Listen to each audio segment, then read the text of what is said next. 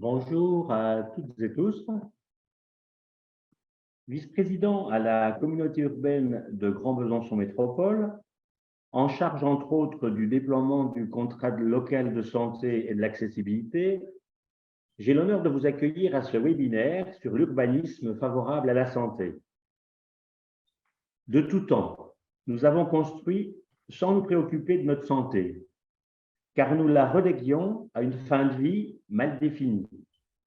Il nous faut désormais raisonner différemment, en agissant d'emblée sur les déterminants de santé, qui sont les facteurs qui influencent l'état de santé d'une population. L'environnement physique, l'environnement social, les comportements individuels, les préventions des maladies et l'accès aux soins sont ces déterminants à prendre en compte. Devant les nombreux changements, pas seulement climatiques mais environnementaux, qui jalonnent et compliquent de plus en plus nos vies, il faut trouver des leviers pour maintenir les populations en bonne santé. Un urbanisme réfléchi, prenant en compte les difficultés environnantes, est la base du cadre de vie que l'on veut nôtre en pensant aussi aux autres. Je suis certain que tous les connectés d'aujourd'hui auront à cœur d'apporter leur pierre à l'édifice pour que ces enjeux de santé environnementale puissent tendre vers l'urbanisme de demain que nous souhaitons tous plus humain. Je passe la parole à Gilles Fischer. Oui, bonjour. Eh bien, je suis également très heureux de l'organisation de ce webinaire sur la question donc, de l'urbanisme et de la santé. Je crois que c'est une question qui nous, enfin depuis le début de notre mandat, qui nous a toujours beaucoup préoccupés, puisque donc Didier Rollet citait la définition de la santé de l'OMS tout à l'heure. Je crois que c'est quelque chose que nous avons essayé, peut-être pas toujours sans y parvenir, mais essayé de mettre en pratique.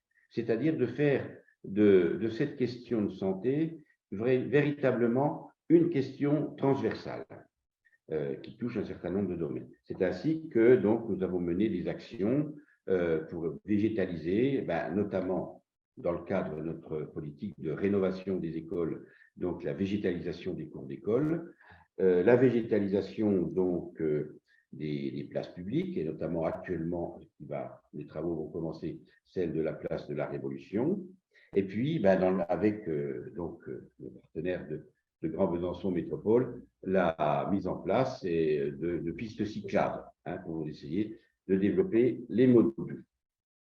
Alors, j'ajouterais juste que Besançon, depuis de nombreuses années, fait partie du réseau français des villes santé de l'OMS, et j'ai la chance de rentrer de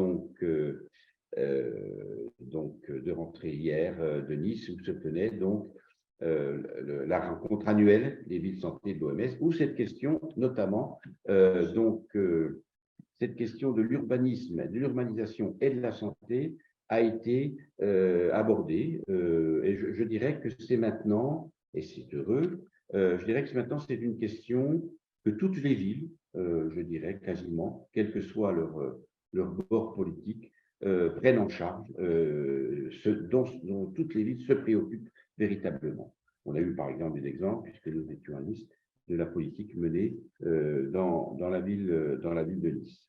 Voilà. Et je dirais quand même que c'est aussi important sur le plan de la santé, c'est aussi important sur le plan social, parce que nous venons de vivre, ou nous vivons actuellement deux grosses crises majeures, qui a été celle du Covid, où les gens ont été confinés à l'intérieur de leur logement, et là on a bien senti qu'il y avait véritablement une très grande inégalité entre ceux qui vivaient dans des logements surchauffés, dans les HLM, et puis ceux qui avaient la chance d'avoir un cadre de vie plus agréable. Et cette deuxième crise que nous vivons, qui est la crise climatique, et où là encore, la question des inégalités sociales en matière de santé et de logement se font sentir. Donc, c'est vraiment cette question de l'urbanisation et de la santé, c'est vraiment une urgence. Voilà. Merci et bon travail à tous.